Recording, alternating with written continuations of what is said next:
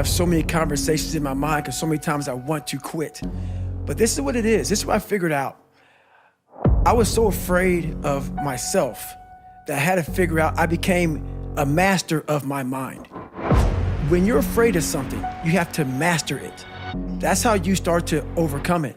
So what I realized, when I get to that point where I want to quit, this is what happens. The mind tells you, let's go home. Let's take a warm shower. Let's get some food. This is not right. This is that.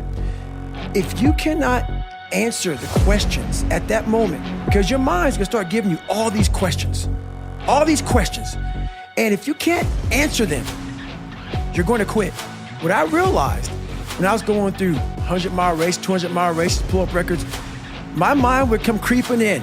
Like when I was doing 2,000 pull-ups and my hands were ripped open, my mind said, look, brother, we've done all these other things. You've proven yourself. You're good. If I didn't have the answer to respond to my mind and say why I'm here, why I'm doing this, you will always lose that fight. You have to have the response to what your mind is going to tell you. And another thing about that is self-talk.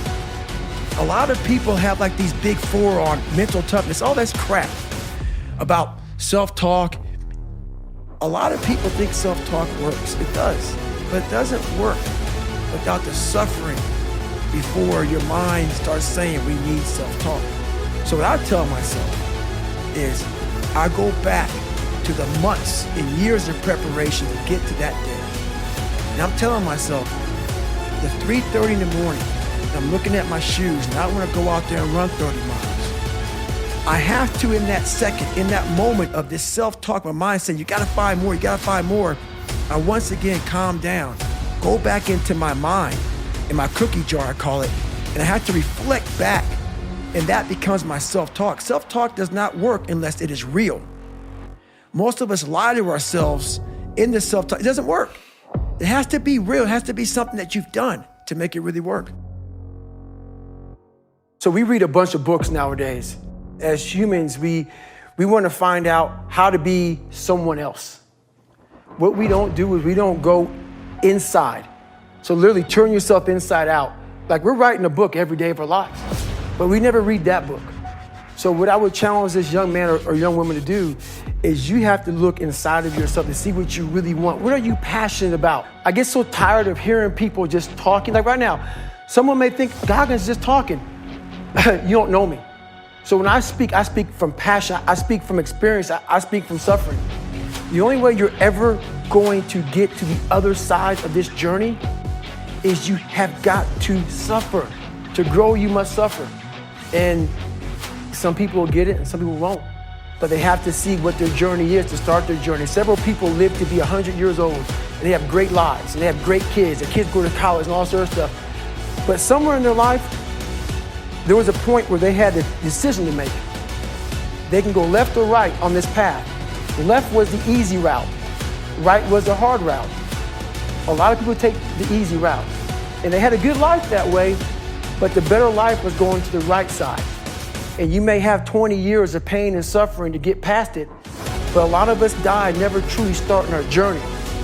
And I would tell this young person, you gotta start your journey. It may suck, but it will come out the other side where you're coasting.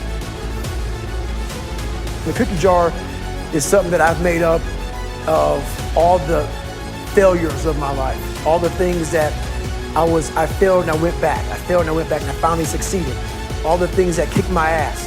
I put them all in the cookie jar because at times of hell, even the hardest men, in times of suffering, what we do is we forget how hard we really are. Because that's what suffering is. Suffering is a test. That's all it is. Suffering is the true test of life. And so that cookie jar travels in my brain. So whenever I get put in a situation where I have poopy pants, the woe is me mentality of, oh my God, life sucks. I take the 1 second decision. I step out of my life for 1 second, go in the cookie jar, pull up, oh, you were in 3 hell weeks and finished 2. I put it back in the cookie jar and I remember who I really am. I'm not the scared kid. This is who I am. It's a reminder of who you truly are at the core of yourself. But what I was saying to myself the whole time on that track, this is what I say to myself. Self-talk and visualization are the two keys to my success. I believed for that last 19 miles, I was indestructible. Because I took myself in that chair, crapping up my back, peeing blood down my leg. I used all that for motivation versus negativity. I used it for motivation. I said to myself, who on this earth would still be going right now? You are. You gotta be the hardest on the planet. Is it true? I believed it. At that time, it got me to the finish line of that race. I believe it today. I believed it enough to where my body said, he's not gonna stop. And I took all the negative things. I need to go to the hospital, this and that. And I used it all. Who the hell could even get on that chair? You did. Who the hell would even think about taping stretch fractures up? You did. All those things I used for motivation. Not getting civilized is about having a savage mentality. Civilized is something where people, it's a comfortable world. For instance, I see these athletes right now who retire. I'm 38, I'm 39. I did 20 years at the top of my game, and I'm chilling out now. You see them a year later and how they look. What the hell just happened to you, dude? What the hell? You're one of the greatest athletes of all time. Kids looked up to you. Women, men of all ages looked up to you. And they hit the pinnacle where it's time to retire, and their mind says, whew, I'm civilized. The worst thing that could ever happen to any human being is they become civilized. It's that total accountability. I was the baddest person to ever live. It doesn't go away, man. You gotta wake up, even though you retired, you never retired. You're setting the example every single day of your life. And being civilized feels so good. I'm sorry, man. Once you get to the top, you may retire, but you ain't never coming back home, man, because now you're judged. People see you falling off.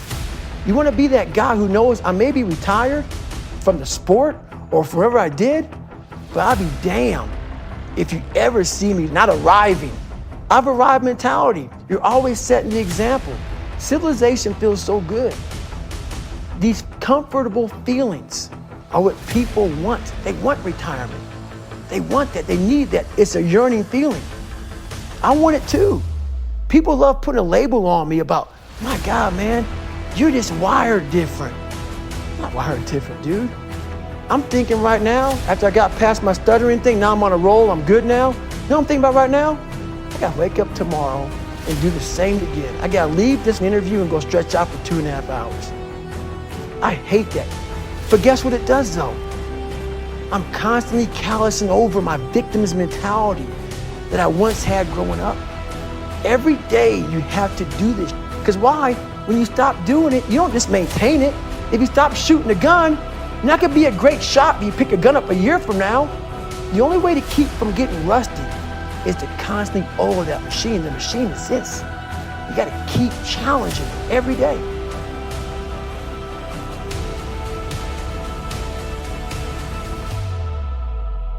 For me, I'm not some naturally God-given guy. I don't have a great bit of talent in anything.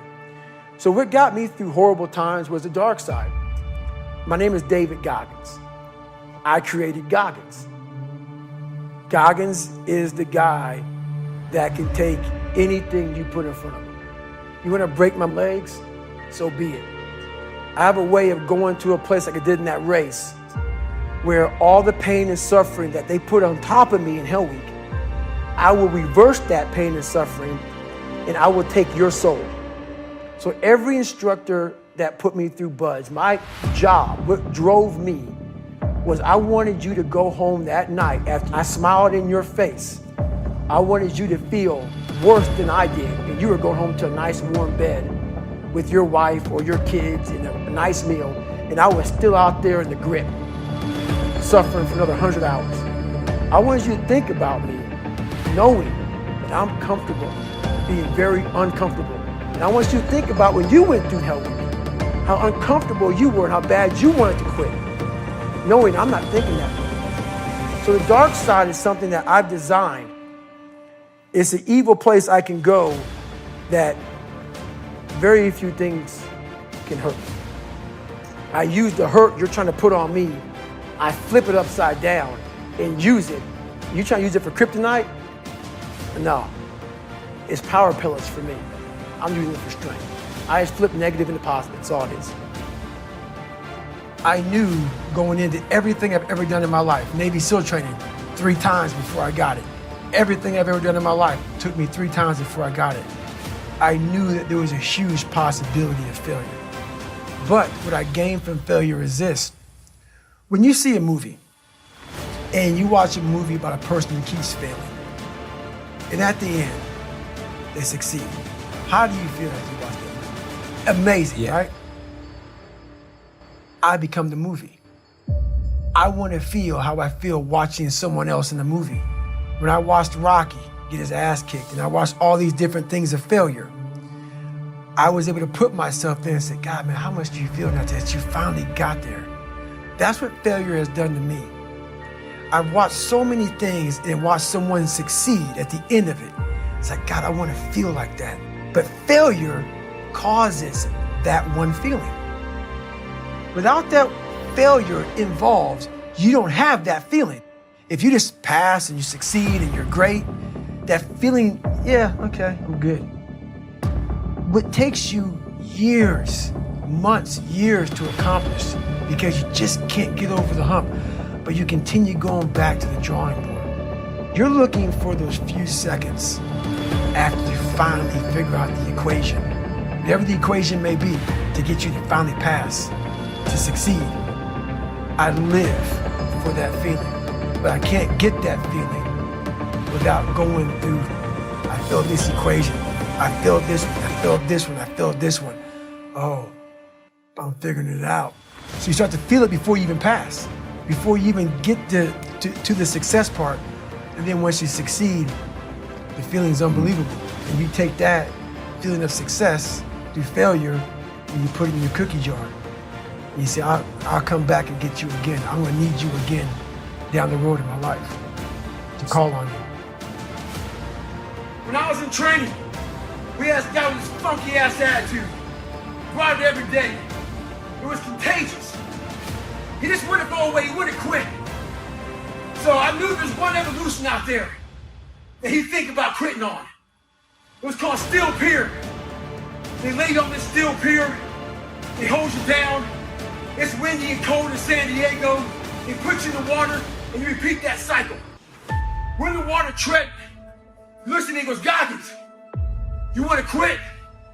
I go, yeah, let's get out of here, man. We walk to the bell. He rings it. He looks at me, waiting for me to ring it. I said, well, stay a little longer. Have fun in your civilian life. Hey, you got a bad attitude? Stay at home. One thing more contagious than a good attitude is a bad one. Stay hard. And this is where I got taken souls from. If you look at round 14 of Rocky 1, Apollo is beating Rocky. Rocky falls down in this corner. Mickey's saying, stay down, stay down. Rocky didn't hear a soul. Apollo, after he knocked him down, turns around, hands in the air, like I finally knocked down this animal. Apollo doesn't know it, but Rocky's getting up. Apollo turns around the second Rocky gets up. And Apollo looks at Rocky, and Apollo looks at him with a look of like Rocky just took his soul. Apollo shakes his head, and Rocky has his gloves and emotions towards Apollo. Come on, I'm still here. And this song comes on that I played. So when I broke the Guinness Book of World Records, it took me 17 hours to do 4,030 pull-ups. I listened to one song for 17 hours. 2 minutes and 17 seconds. I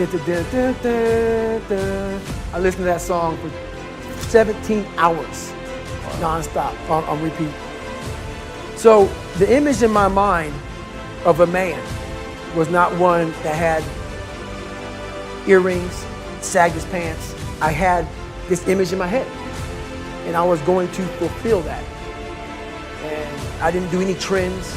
I stopped trending. I stopped being this guy who whatever was new, that's not what I believe in. I'm doing this. This is what I want to be. This is what I'm going to be. Let me tell you something.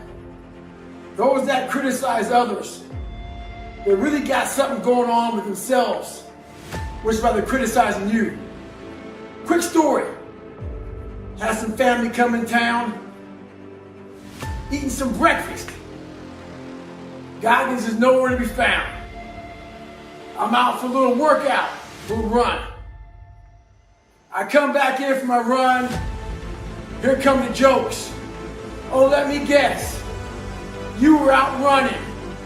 You probably gotten 100 miles this morning. All the sarcasm, you know how it goes. I annoyed people, and they let me know about it. They have no idea how annoying it is to me. Every morning I wake up, I get a chance to see your lazy ass in bed. Stay hard. People are hilarious. They are so threatened and jealous and insecure, and every word in between all that. When I was fat and lazy and insecure, struggling in school, struggling in life, people were giving me all this advice, trying to help me out. Well, I went on the other side of the spectrum. I lost weight, I got in shape, I started studying, I started becoming one of the hardest working people out there, and guess what? They still had to say. People don't want to see you better than them. That's what it comes down to. You make them feel good about themselves when you're fat and lazy, and you make them feel like crap when you come from the depths of hell and decide to make it. Stay hard. It might be April where you are, and you're expecting nice weather, but it's 20 degrees. So, you might be somewhere where it's too hot. So, you might have sore legs, sore back, sore shoulder. So, the struggle is real. It never gets any easier. You gotta get harder. I was out yesterday, getting after it. Had one of the best runs I've had in a long time. No one cares what you did yesterday. It only matters what you're doing today. Those who take me literally, so I'm a cheerleader for those who want to be better, not for those who want to stay the same. Stay hard. I was haunted. So we all have these voices in our head. We like to not listen to them. The one that comforts us and keeps us nice and warm and cuddly and gives us cookies and milk at nighttime. We like that voice. That voice, the one we want to always hear, which is why people don't like to listen to me a lot.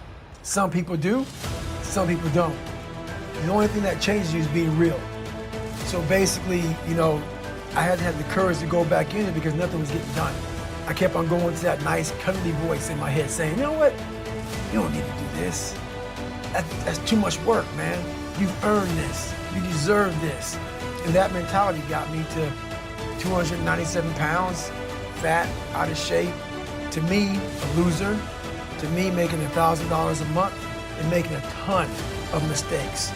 Because mistakes happen on the easy side of life. You take the easy road, the easy path, there's a lot of mistakes over there. The hard journey, you don't make too many mistakes over here because it's too hard. You don't want to repeat it. So it's challenging. When I was in the military, I went to this school. It was all about projects. They give you a wheelbarrow with 5 people, but the wheelbarrow had no wheel. They give you big ass cinder blocks, 2x4s, and you had to get all that from point A to point B at one carry. They wanted you to get creative. When I was born with all kind of heart issues, lung issues, bone issues, so I had to get creative. I didn't have a lot to work with. A lot of you use that as an excuse. You don't have a lot to work with, so you want to die all preserved. Make sure you die being used up. Find out what you have and get maximum potential out of that. Stay hard. A few weeks ago, I was in the gym working out, and this NBA player walks in with his trainer. I could tell by the exercise they were doing, he was used to doing just 12 reps. Because when the trainer said, let's do 15 today, he got a little attitude. It became very clear to me on why he was a warrior. Having that bare minimum attitude will keep your ass on that bench. If you heard what kind of he was being in that moment, he wouldn't have said it. It motivated me though. It was locked in my brain, it's still there now, on how he sounded. It kept me in the gym another 2 hours. The thing about it is this, it's not just the 3 reps that he failed to recognize. It's what happens in those 3 reps that make you better. Never do the bare minimum. Stay hard. Honestly, I'm blessed enough to have survived the life I lived and to come out the other side with a bunch of knowledge. So hopefully I can help people that believe that they're much less than what they truly are. Help them find greatness in themselves. And greatness isn't running 200 miles at a time or doing 4,000 pull-ups or being a SEAL. Greatness is whatever the hell you dreamed of in your own mind. You gotta first see it. You gotta first create this vision in your mind.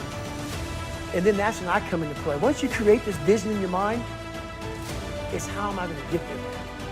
And that's when I come into play. But first you gotta create your own vision. And it's not external. It's the vision created is inside of you.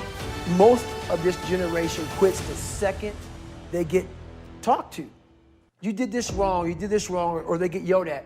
It's so easy to be great nowadays because everybody else is, most people are weak. This is a softened generation. So if you have any mental toughness, any ability, if you have any fraction of self-discipline, the ability to not want to do it but still do it. People have a hard thing understand. I hate to run. And what makes me so crazy, it doesn't anymore, you go, well, why do you run if you hate it? What are you talking about? I don't want to take showers and eat either. I hate that too. That's life, man. It wasn't until I changed that mentality that I became somebody. I hated going to school, so guess what? I was dumb. That's what, 1 + 1 is 2. But if you can get through to doing things that you hate to do, on the other side is greatness. That's what people don't understand. By me running, I am callous in my mind. I'm not training for a race. I'm training for life. I'm training for the time when I get that 2 o'clock in the morning call that my mom is dead or something happened tragic in life. I don't fall apart.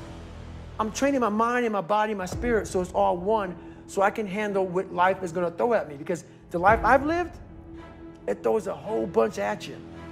And if you're not physically and mentally prepared for that, you're just going to crumble. And you're good for nobody. So me and my cousin, we were coming home from this party.